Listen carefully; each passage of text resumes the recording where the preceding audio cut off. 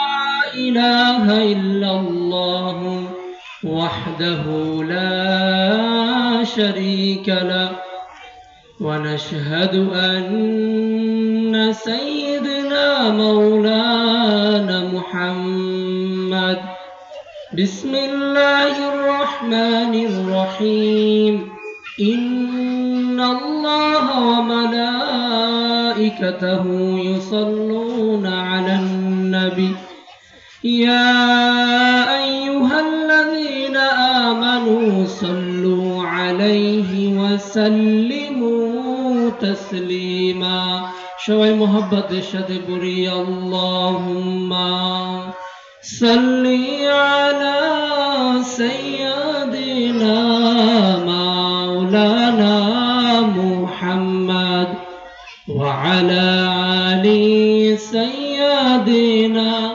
শাফিআনা মুহাম্মদ পানি পানি আওয়াজ হবে হাসরের ময়দানে হাউজে কাউসার পান করাইবেন দয়ার নবী নিজ হাতে আল্লাহুম্মা সাল্লি আলা সাইয়্যিদিনা মাওলানা মুহাম্মদ ওয়া আলা আলি সাইয়্যিদিনা শাফিআনা মুহাম্মদ আলহামদুলিল্লাহ মহান আল্লাহ পাক রব্বুল আলামিনের দরবারে অসংখ্য অগণিত শুকরিয়া যে রব্বে কারীম এই জান্নাতের বাগিচায় মসজিদ প্রাঙ্গণের মাঠে আমাদের এই মুসল্লি ভাইদেরকে একত্রিত করে একটা দ্বীনি জলসা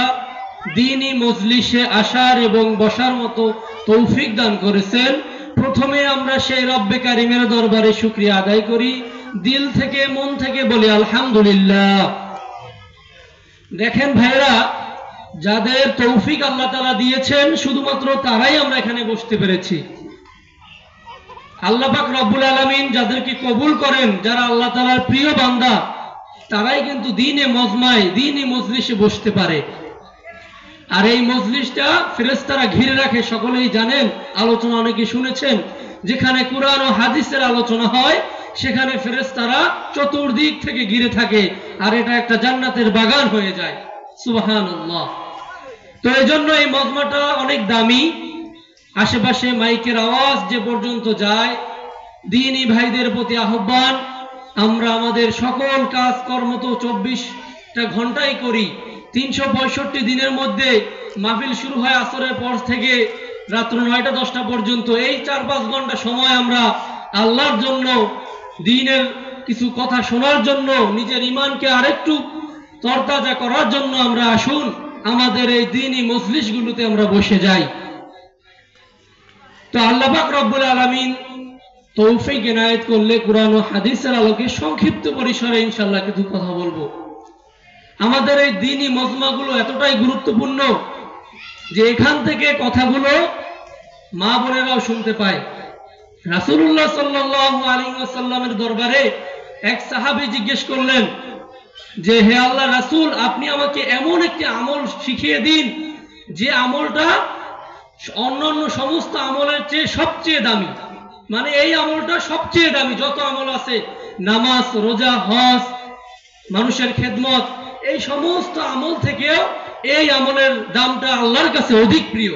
তখন রাসূলুল্লাহ সাল্লাল্লাহু আলাইহি ওয়াসাল্লাম বললেন, তুমি মানুষের সাথে উত্তম ভাবে, সুন্দরভাবে, নম্রভাবে, ভদ্রভাবে আচরণ করো। বলুন সুবহানাল্লাহ। চিন্তা করে দেখেন, নামাজ আদায় করা ফরজ, রোজা রাখা ফরজ, মা বোনদের পর্দা করা ফরজ, কিন্তু আল্লাহ রাসূলের কাছে এক সাহাবী জানতে চাইলেন কোন আমলটা আল্লাহর কাছে প্রিয়। তখন আল্লাহ রাসূল সাল্লাল্লাহু আলাইহি সাল্লাম বললেন, মানুষের সাথে, সর্বস্তরের মানুষের সাথে, একটা কৃষকের সাথে, একটা মেথরের সাথে, এরকম করে সমাজে যারা নিম্ন স্তরের লোকে আছে সকলের সাথে যে ব্যক্তি নম্রভাবে, ভদ্রভাবে, সুন্দর আচরণ করে, আল্লাহ তাআলার কাছে ওই লোকটা সবচেয়ে প্রিয়। সুবহানাল্লাহ।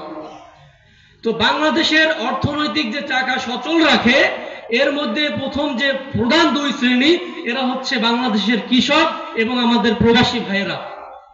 বাংলাদেশের যে অর্থনৈতিক চাকা, আয়ের যে উৎস, এই আয়ের উৎস সরকার গবেষণা করে বের করেছে যে এই আয়ের প্রধান উৎস হচ্ছে আমাদের কৃষক ভাইরা।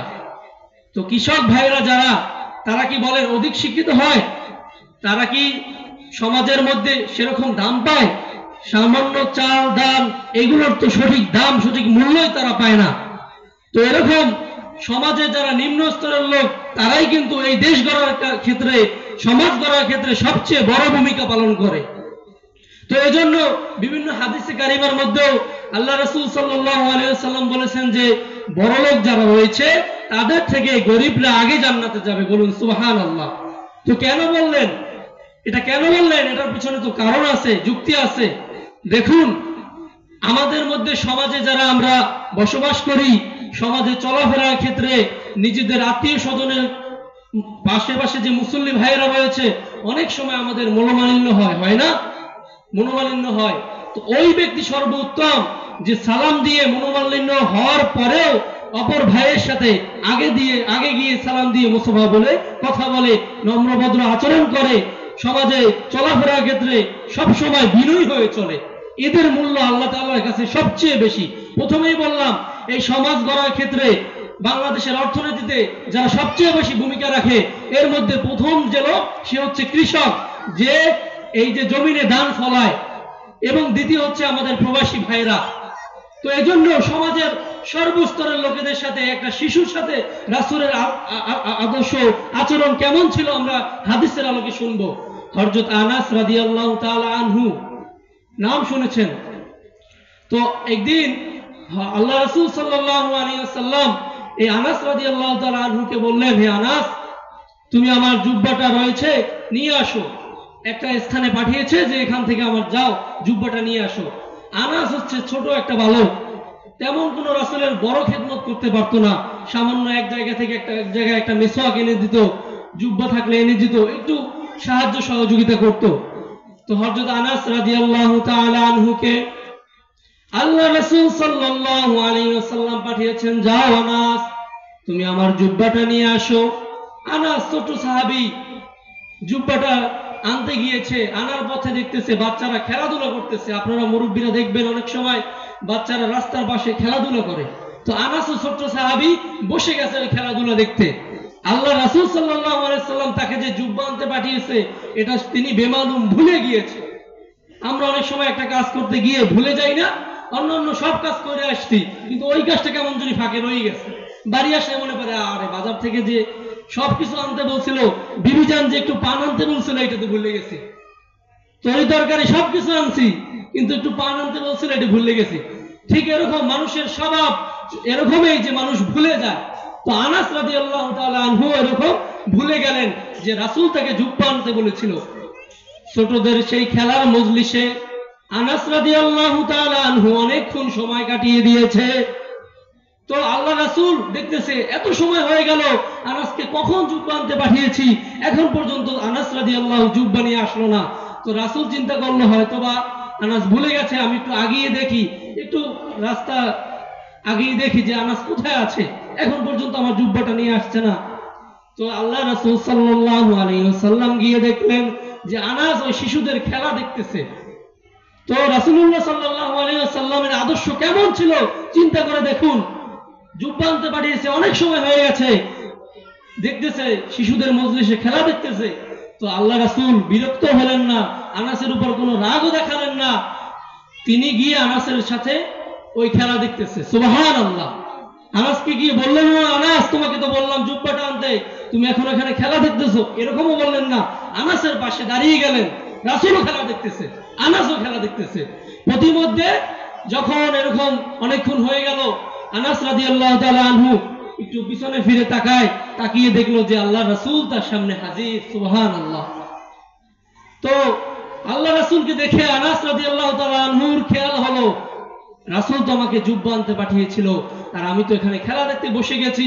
তো রাসূল এসে তো বলতে পারতো যে আনাস তুমি কেন খেলা দেখতেছো, একটা ধমক দিতে পারতো। কিন্তু আল্লাহ রাসূলের আদর্শ কেমন ছিল চিন্তা করে দেখুন, যে আল্লাহ রাসূল তাকে কোনো ধমকও দিলেন না, তাকে মিষ্টি হাসি দিয়ে বললেন, আনাস তুমি হয়তোবা ভুলে গেছো। তো তো শাসন করতে জানলে এই ঘটনা থেকে আরো একটা শিক্ষা যে রাসূলের আদর্শ কেমন ছিল। দ্বিতীয়ত যদি শাসন করতে জানে, আনাস রাদিয়াল্লাহু তাআলা আনহু পরে যখন বড় হয় তখন বলে যে রাসূলুল্লাহ সাল্লাল্লাহু আলাইহি ওয়াসাল্লামের ওই যে ছোটবেলায় আমাকে যুব্বা আনতে পাঠিয়েছিল, আমি ভুলে গিয়েছিলাম, মুস্কি হাসি দিয়ে একটু শাসন করেছিল। এই মুস্কি হাসি শাসন রাসূলুল্লাহ সাল্লাল্লাহু আলাইহি ওয়াসাল্লাম যে আমার প্রতি করেছিল একেবারে মৃত্যু পর্যন্ত, এই শাসনটা আমার কাজে লেগেছে। আমি আর কখনো এরকম কোনো কাজ করতে গেলে ভুলে যেতাম না, বিপদে যেতাম না। তো দেখুন, শাসন করতে জানলে মুস্কি হাসি দিয়েও শাসন করা যায়, কি যায় না ভাই? আমরা অনেক সময় আমরা গ্রামগঞ্জের বাসায় বলে বদলা রাখি, অনেকে কাজ করার জন্য রাখি না ভাইরা? তো যখন যে বদলার বাড়িটা আপনি রেখেছেন, হয়তোবা সে কাজ করতেছে জুমার দিনে, আপনি তাকে একটু আগে ছেড়ে দিলেন, সে জুমার নামাজটা আদায় করতে পারলো, বা নামাজের সময় তাকে 10 মিনিট একটু ছুটি দিলেন। কিন্তু দেখা যায় সমাজের অনেক লোকেরা আছে, কাজ করতে লোক রাখলে তাদের সাথে যে কি পরিমাণ খারাপ ব্যবহার করে এটা আপনারা সকলেই জানেন। সামান্য মসজিদের ইমাম মুয়াজ্জিনের সাথে অনেক সময়, এই হুজুর এখানে ময়লা কেন, এখানে আপনি ঝাড়ু দিলেন না কেন, এই সমস্যা কেন, ওই সমস্যা কেন, এভাবে বলে। তো দেখবেন, আমি প্রথমেই যে কথাটাই বলেছি, সমাজের সকল শ্রেণীর লোকেদের সাথে আমরা আজকের এই মাহফিল থেকে একটাই শিক্ষা নেব যে আমরা সকলের সাথে সুন্দর আচরণ করব। হোক সেটা আমার বাড়ির কাজের লোক, হোক এই মসজিদের ইমাম মুয়াজ্জিন, হোক সমাজের অন্য কোনো শ্রেণীর লোক, কৃষক, শ্রমিক, একটা রিক্সাওয়ালা, একটা অটোওয়ালা, যেই হোক না কেন, আমরা ইনশাল্লাহ এটা চেষ্টা করব, মনে প্রাণে প্রতিজ্ঞা করব যে আমরা সমাজের সকলের সাথে সুন্দর ব্যবহার করব। এখন যে সুন্দর ব্যবহার করব, কেন করব? কারণ হাদিসে পাকে যে বলা হয়েছে, আল্লাহ রাসূলের কাছে এক সাহাবী জিজ্ঞেস করছে যে সবচেয়ে উত্তম আমল কি? রাসূল তাকে বললেন যে মানুষের সাথে হাসি মুখে মুস্কি হাসি দিয়ে উত্তম ব্যবহার করা। এজন্য আমরা মানুষের সাথে সুন্দর আচরণ করব। আরেকটা কি কারণে করব? দেখবেন, যে লোকটা সমাজে চলাফেরার ক্ষেত্রে মানুষের সাথে দেখা হলেই সালাম দেয়, হাসি মুখে কথা বলে, ওই লোকটাকে সমাজের অন্য যারা আছে তারা দেখবেন পছন্দ করে। দেখবেন আপনি একটা লোকের সাথে সমাজে বের হয়েছেন, সকলের সাথে হাসি খুশি কথা বলেন, দেখবেন আপনাকে সমাজের অন্য লোকেরা পছন্দ করে। এমনকি আপনার যে শেষ সময় ঘনিয়ে আসবে, ওই মৃত্যুর পরেও তারা এটা মানতে বাধ্য হবে। জানাজার নামাজে সে বলবে যে ওই লোকটা ভালো ছিল, ওই লোকটা দেখা হলেই সালাম দিয়ে কথা বলতো, ওই লোকটা নম্র ভদ্রভাবে সমাজে চলাফেরা করত। কোরআনুল কারীমের মধ্যে একটা আয়াতে আল্লাহ তাআলা বলেছেন যে যারা মানুষের সাথে সালাম বিনিময় করে, নম্র ভদ্রভাবে চলাফেরা করে, তারা উত্তম মানুষ, তারা কুরআনুল কারীমের মধ্যে তারা সর্বশ্রেষ্ঠ উত্তম মানুষ হিসেবে পরিগণিত হয়। একটা আয়াত কারীমের মধ্যে আল্লাহ পাক এরকম বলেছেন যে যারা সমাজে নম্র ভদ্রভাবে চলাফেরা করে, দেখা হলে বলে ক্বালু সালামা, দেখা হলে সালাম দেয়, তারা সমাজের মধ্যে যেমন একটা সম্মান পায় সকল শ্রেণীর লোকেদের কাছে, আল্লাহ তাআলার কাছেও তারা প্রিয় হয়ে যায়। সুবহানাল্লাহ। এজন্য প্রিয় ভাইরা আমার, আল্লাহ পাক রব্বুল আলামিন আমাদের এই দুনিয়ায় পাঠিয়ে কিছু নির্দেশনা দিয়েছেন, বান্দা তুমি এভাবে চলবা। আপনি যদি জানেন এই রাস্তা থেকে বের হলে পর একটা থালা আছে, একটা নর্দমা আছে, আপনি ওই রাস্তায় রাত্রে বেলা খুব সাবধানে হাঁটবেন, একটু লাইট থাকলে লাইট নিয়ে হাঁটবেন। কি হাঁটবেন না ভাইরা? কেন? কারণ ওই রাস্তায় একটা থালা আছে বা একটা গর্ত আছে, এজন্য আপনি সাবধানে হাঁটবেন। তো সমাজে চলাফেরা করার ক্ষেত্রে আমাদের যদি কোনো ভুল ভ্রান্তি হয়ে যায়, সমাজে চলাফেরার ক্ষেত্রে মানুষের সাথে যদি কোনো সময় মনোমালিন্য হয়ে যায়, আমরা প্রথমে তাকে ক্ষমা করে দিব। আর আমার কারণে ওই ভাইটা যদি কষ্ট পায়, তার কাছে আমরা মাপ চেয়ে নেব। কেননা আমাদের সমাজে চলাফেরা করার ক্ষেত্রে ভুল ত্রুটি হতেই পারে, সমাজে চলাফেরা করার ক্ষেত্রে একজনের সাথে আরেকজনের কথা কাটাকাটি হতেই পারে। তো এই বিষয়ে একটা সুন্দর হাদিসে কারিমা আছে, আমি আপনাদেরকে বলছি।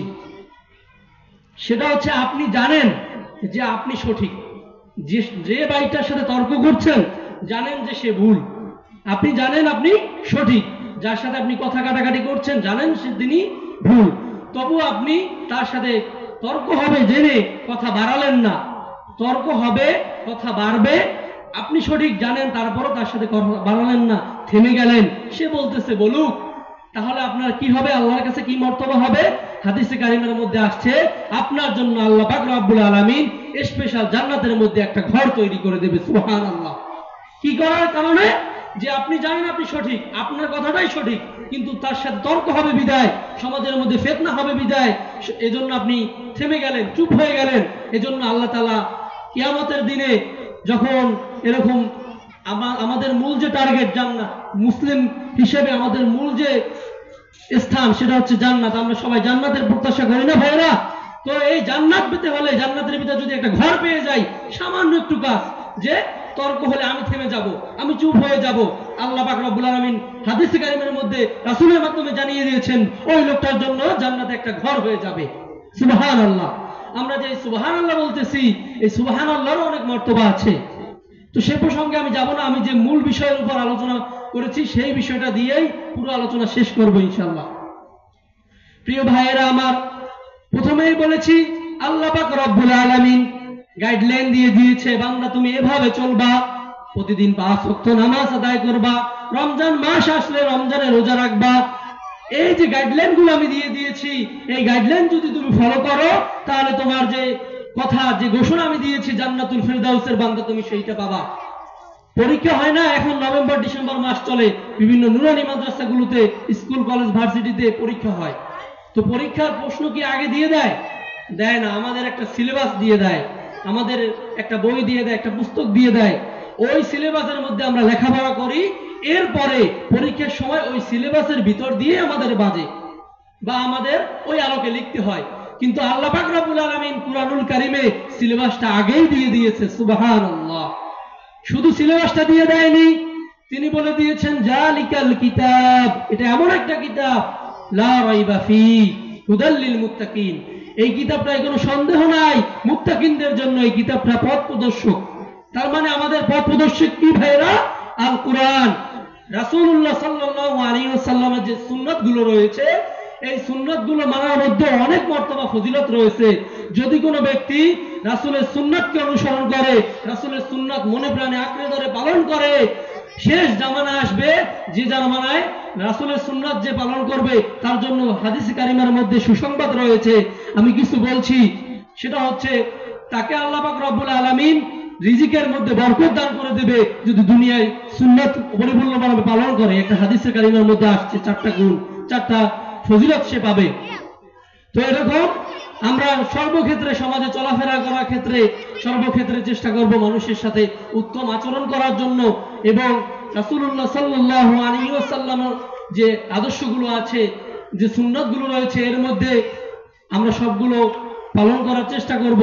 আল্লাহ পাক রব্বুল আলামিন আমাদেরকে তৌফিক দান করুক, যাতে সমাজে আমরা মানুষের সাথে ওঠা বসা চলাফেরা সর্বক্ষেত্রে এভাবে রাসূলের আদর্শ অনুযায়ী চলতে পারি, এবং আল্লাহ পাক রব্বুল আলামিন আমাদের জন্য যে ঠিকানা রেখেছেন জান্নাতুল ফিরদাউস, আমরা এটা কিভাবে পেতে পারি এজন্য আমরা আলেম ওলামাদের সাথে পরামর্শ করব।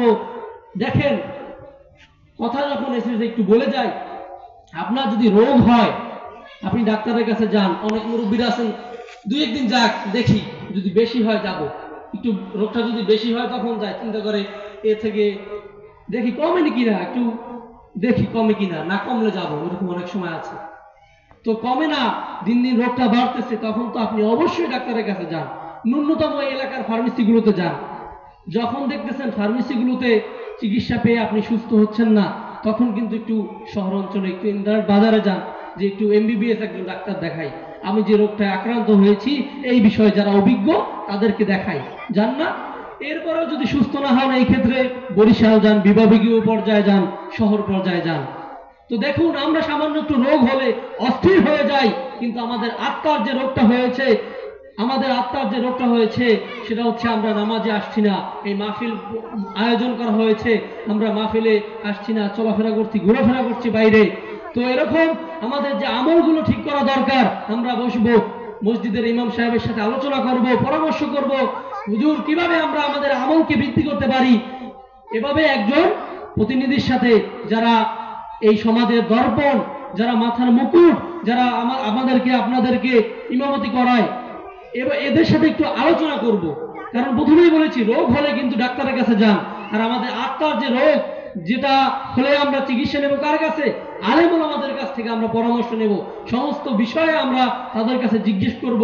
ইমাম হচ্ছে নেতা, ইমাম হচ্ছে সমাজের নেতা, কিন্তু এই সমাজে দেখা যায় ইমামদের কাছে আমরা যে একটা সালিশি ব্যবস্থা হলে একজন ইমামকে ডাকবো, সেটা ডাকা হয় না, ডাকা হয় তাদেরকে সুদখোর, ঘুষখোর, এদেরকে সমাজে ডেকে সালিশি ব্যবস্থা করা হয়। আপনারা জানলে অবাক হবেন, বরিশাল যখন ছিলাম তখন একটা লোকের সাথে পরিচয় হয়েছে বেশ কিছুদিন, 3 মাসের মতো। ওই লোকটা আমাকে একদিন বলল, হুজুর আমি বর্তমানে এনএসআইতে আছি, একটা আর্মি সদস্যের গ্রুপ, তারা সমাজে বিভিন্ন জায়গায় গোয়েন্দা সংস্থা হিসেবে কাজ করে। তো তিনি বললেন যে একটা এলাকায় জায়গা জমি নিয়ে একটা সমস্যা হয়েছে। তো আমি প্রথমে ওই এলাকায় গিয়ে তদন্ত করি, তদন্ত করে প্রথমে আমি ওই এলাকার যারা মেম্বার চেয়ারম্যান রয়েছে এদের কাছে হুজুর আমি যাইনি, প্রথমে আমি ওই এলাকার ইমাম সাহেবের কাছে গেছি। কেন? কারণ যে এখানে সমস্যাটা হয়েছে জায়গা জমি নিয়ে, একজন ইমাম কখনো মিথ্যা কথা বলবে না, আমি তার কাছ থেকে সঠিক তথ্যটা পাবো। এজন্য সেই যে তদন্তকারী অফিসার যার সাথে কথা হয়েছে তিনি বলল যে আমি প্রথমে ওই এলাকায় গিয়ে ইমাম সাহেবের সাথে আলোচনা করেছি, হুজুর আপনি জানলে অবাক হবেন, তার কাছ থেকে আমি সঠিক তথ্যটাই পেয়েছি এবং তদন্ত করে ওই কেসটা, ওই সমস্যাটা আমি সমাধান করতে পেরেছি সঠিকভাবে, সঠিক বিচার করতে পেরেছি। তো দেখেন, এরকম আইন সদস্য সেক্টরে যে লোকেরা আছে তারাও কিন্তু ইমাম মুয়াজ্জিন তাদেরকে সম্মান করে, শ্রদ্ধা করে। কেন? তাদের কাছ থেকে গেলে সঠিক তথ্যটা পাবে, এজন্য তাদেরকে সম্মান করে, শ্রদ্ধা করে। একটা যদি সম্বন্ধ আসে, আমরা মুরব্বীরা বলি, আপনার বিয়ের প্রস্তাব নিয়ে একটা ঘর থেকে লোকেরা আসছে, আসে না অনেক সময়? আপনাদের মেয়ে থাকলে, ছেলে থাকলে অনেক সময় প্রস্তাব আসে, লোকরা দেখতে আসে, বাড়িটা একটু খোঁজ খবর নেয় না? তো দেখবেন যারা দিনদার তারা প্রথমে এসে ইমাম মুয়াজ্জিনের কাছে খোঁজ খবর নেয়, ওই এলাকার মেয়েটা কেমন, ওই এলাকার ছেলেটা কেমন, ঘুষখোর কিনা, সুদখোর কিনা, কোনো নেশার সাথে যুক্ত কিনা, বাজে কোনো আড্ডা আছে কিনা, এটা খোঁজ খবর নেয় দিনদার যারা, তারাই একমাত্র ইমাম মুয়াজ্জিনের কাছ থেকে পরামর্শ নেয় যে হুজুর আপনি বলেন এই এলাকার এই অমুক বাবা বা অমুক আত্মীয়র এই ছেলেটা, এই মেয়েটা কেমন হবে। তো সর্বোপরি কথা হলো ভাইয়েরা আমার, যে আমরা সমাজে চলাফেরার ক্ষেত্রে যে কোনো সমস্যা হলে, দ্বীনের ক্ষেত্রে, সমাজের কোন সালিসি ব্যবস্থার ক্ষেত্রে আমরা প্রথমে ইমাম মুয়াজ্জিনের কাছে পরামর্শ করব, তাদের কাছে জিজ্ঞেস করে একটা জিনিসের সমাধান নেওয়ার চেষ্টা করব।